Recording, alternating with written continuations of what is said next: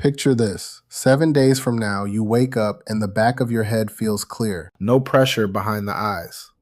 No slow, foggy start to the morning that takes an hour to shake. You are thinking clearly before the coffee is ready. That is what happens when you restore proper blood flow to the brain after years of silent compression in the cervical spine. Today, I am going to show you a 2-exercise protocol that directly targets this compression. Both exercises take less than 5 minutes combined. Both require nothing except a chair and your hands. But I need to tell you something important before we begin.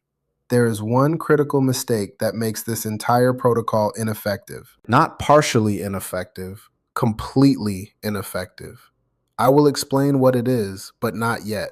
You need to understand the mechanism first. By the time we get there, the mistake will be obvious. Let me ask you something. When you look at your phone, where do you hold it? Most people hold it somewhere between their chest and their lap, chin angled down, head tilted forward. In that position, maintained for hours every single day, creates a mechanical problem in the neck that directly reduces blood flow to the brain. Here is the physics. In neutral position, with your ears directly over your shoulders, your cervical spine supports roughly 10 to 12 pounds. That is the weight of your head, and that is what these 7 small vertebrae were designed to carry. When you tilt your head forward by 15 degrees, the effective load increases to about 27 pounds.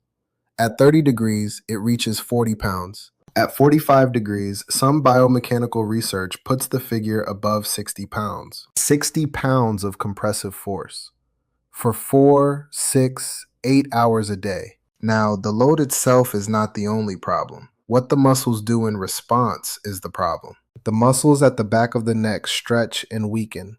The muscles at the front and sides, particularly 2 groups I am going to focus on today, become chronically shortened, contracted, and eventually rigid. These anterior muscles sit directly over the 4 main blood vessels that carry blood to and from your brain.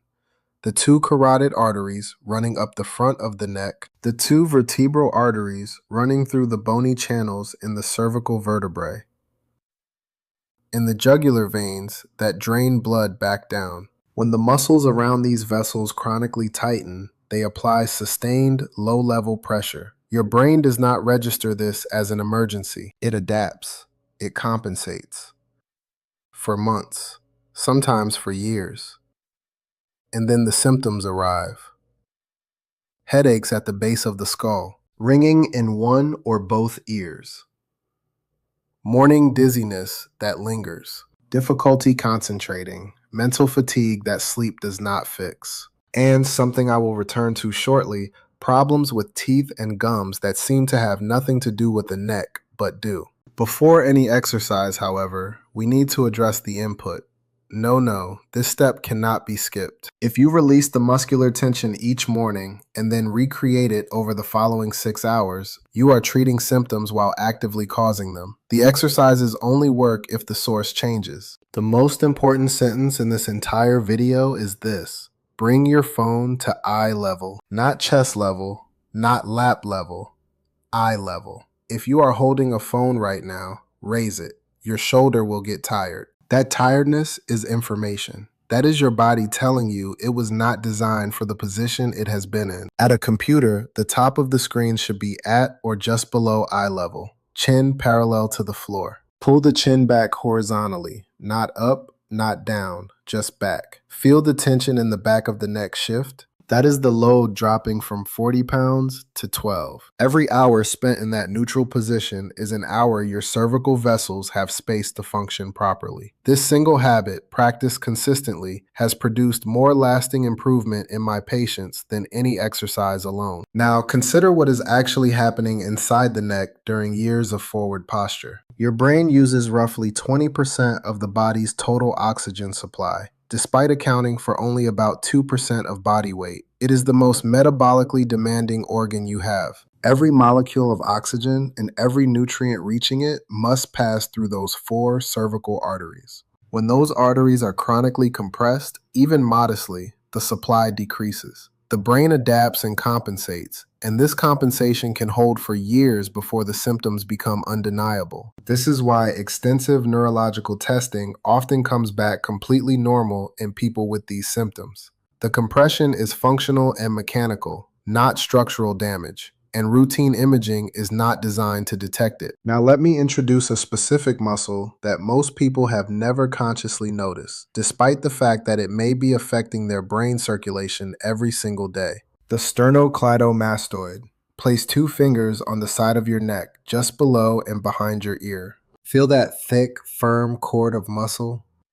Now turn your head slowly to one side and feel it contract. That is the sternocleidomastoid. It runs diagonally from the base of the skull, behind the ear, down to the sternum and collarbone. In a healthy neck, it is symmetrical and flexible. In a neck with chronic forward head posture, it becomes shortened, thickened, and in many cases, asymmetrically tight on one side. And in its shortened state, it wraps directly over the carotid artery and the jugular vein. The carotid artery is the main supply route for the front and middle portions of the brain. The jugular vein is the primary drainage route. When the sternocleidomastoid chronically contracts against both, it reduces arterial input and venous drainage at the same time. This is the anatomical basis for a persistent head pain that originates at the back and base of the skull. It is also why many cases of chronic tinnitus have no identified cause in the ear itself. The inner ear is intact. The issue is mechanical and vascular, originating in this muscle. When I explain this to patients, I often see their expression change, because many of them have been investigated for years and told everything looks normal. And it does look normal. The problem is upstream in the muscle, and it is mechanical. Here is exercise 1. Sit upright. Place 2 or 3 fingers of your right hand just below the right collarbone, where the sternocleidomastoid meets the sternum at its base. Apply gentle, firm contact. You are anchoring the lower portion of the muscle. Keeping your chin level, rotate your head slowly to the left. Smooth and controlled, only as far as is comfortable. Stretch in the neck, not pain. Hold for 3 to 5 seconds. Return to center. Breathe. Repeat 5 to 7 times. Then switch sides. Left hand anchors below the left collarbone. Head rotates to the right, 5 to 7 repetitions. Pay attention to what happens across the first few repetitions. The range of motion typically increases slightly with each one. The muscle is releasing under the combination of the anchor and the stretch. That incremental increase in range, that is the goal. Once in the morning, once in the evening, that is the commitment. What happens when the sternocleidomastoid releases, even partially, is direct. The carotid artery has more space. The jugular vein drains more freely. The pressure dynamics inside the skull, which is a closed system, shift in a beneficial direction. I had a patient, 63 years old, who had been managing tinnitus in his right ear for several years. All investigations normal. He was told to manage it. After 2 weeks of this exercise, done consistently, once in the morning and once in the evening, the ringing had decreased from a constant presence to something he only noticed in complete silence. Not eliminated, but dramatically reduced. 2 weeks, one muscle. If what I have shared so far has been useful, a quick thumbs up helps this reach others who may be dealing with the same symptoms. These are far more common than people realize and far more addressable. Now the second exercise. And this one targets a muscle group that is even less well known in terms of its vascular significance. The scalene muscles, 3 on each side of the neck, running from the sides of the cervical vertebrae down to the first and second ribs. Their normal roles include breathing assistance and lateral neck stability.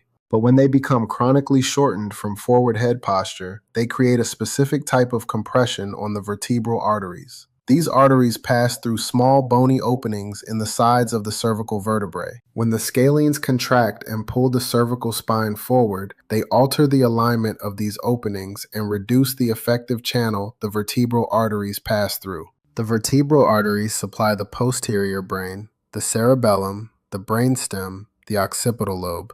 This is the territory responsible for balance, coordination, and basic physiological regulation. When circulation is reduced here, the symptoms are specific. Balance difficulties, dizziness that worsens when the head is turned, visual disturbances, and a heaviness concentrated at the very back of the skull. The scalenes also sit adjacent to the brachial plexus, the nerve bundle traveling down to the arm. When they are chronically tight, they can cause numbness and tingling in the hands, often attributed to other causes, that frequently improves when the scalene tension is addressed. Here is exercise 2. Sit upright. Place 2 or 3 fingers of your right hand on the right side of your neck, about 1 inch above the collarbone. Light, firm contact.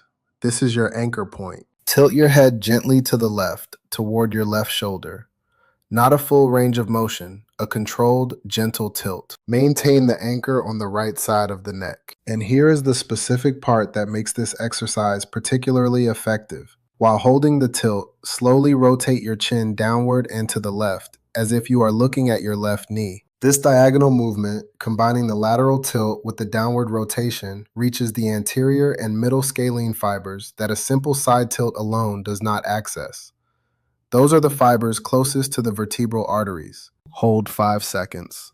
Return to center. Rest 1 breath. Repeat 5 to 7 times per side. You should feel a deep, sustained pull along the side of the neck extending into the upper chest area.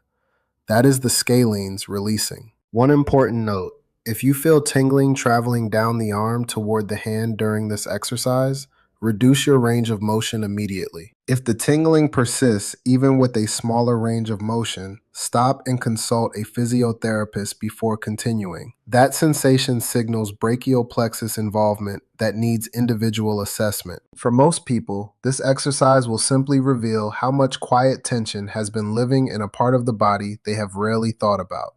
I want to address something that consistently surprises my patients, and it connects directly to what I mentioned earlier about teeth and gums. The blood supply to the jaw, gums, and teeth comes through branches of the same arterial system we have been discussing. When cervical circulation is chronically reduced, the tissue quality in the oral cavity is affected. Gum sensitivity, slower healing after dental procedures, and for patients who have had dental implants, the process of osseointegration, the bonding of the implant to the jawbone, depends on adequate local blood supply.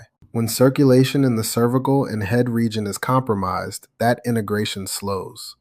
Several colleagues in dental medicine have noted measurably better healing outcomes in patients who addressed cervical compression around the time of their procedures. Better cervical circulation means better vascularized jaw tissue, and better vascularized tissue heals more reliably and efficiently. The same principle applies to intravenous therapies, vitamin drips, hydration protocols. Any systemic treatment delivered through the bloodstream will reach the brain more effectively when the upstream delivery vessels are not chronically compressed. This is something a growing number of integrative medicine practitioners are now incorporating into their preparation protocols. The body does not have separate departments. The neck and the jaw, the spine and the brain, the circulation and everything that depends on it, they are all continuous. Now, I told you at the beginning that there is one mistake that will make this entire protocol ineffective. Here it is: doing the exercises without changing the posture habit. No, I want to be completely direct about this. The exercises release muscular tension. The posture change stops the tension from being recreated. Without both, you get temporary relief, not lasting change. They are not two separate things. They are two halves of the same protocol, and both halves are required. However, there is a second issue that applies to approximately half of my patients, and this one is less obvious.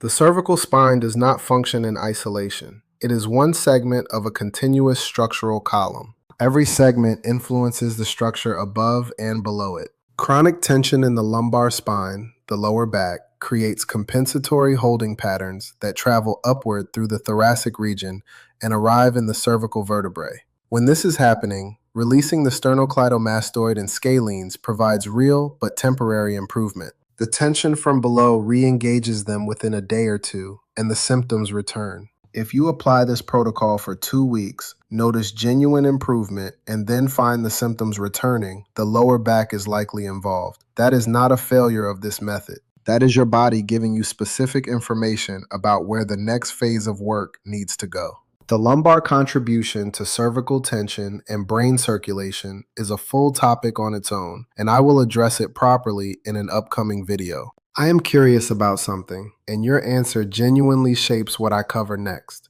What symptom have you been dealing with the longest? The headaches, the dizziness, the ear ringing, the mental fog, or something else entirely? Write it in the comments below. I read them, and the patterns I see there directly inform what this community needs most. Here is the complete protocol, stated simply. Exercise 1, every morning. Anchor 2 or 3 fingers just below the collarbone on the working side. Rotate the head slowly to the opposite side, chin parallel to the floor. 5 to 7 repetitions per side, holding 3 to 5 seconds each. Exercise 2, every evening.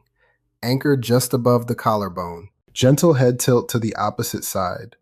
Add the diagonal chin rotation downward toward the knee on the same side you are stretching toward. 5 to 7 repetitions per side, holding 5 seconds each. Stop immediately if you feel tingling in the arm. Throughout every day, phone at eye level, chin parallel to the floor, ears directly over your shoulders. 7 days is the commitment I am asking for. Most of my patients notice the change in the mornings first. The fog clears faster. The pressure at the back of the skull decreases. Some notice their balance improves on stairs or uneven ground because posterior brain circulation is improving. If your symptoms are significant, persistent, or you have existing cervical or vascular conditions, please consult your physician before beginning this protocol. The exercises are gentle and appropriate for most adults, but individual circumstances vary, and your doctor should be informed about what you are doing. If this gave you something useful today, share it with someone in your life who has been living with these symptoms. Most people are never told the cause is mechanical. Most people are never told that the solution is this close. I will see you in the next one.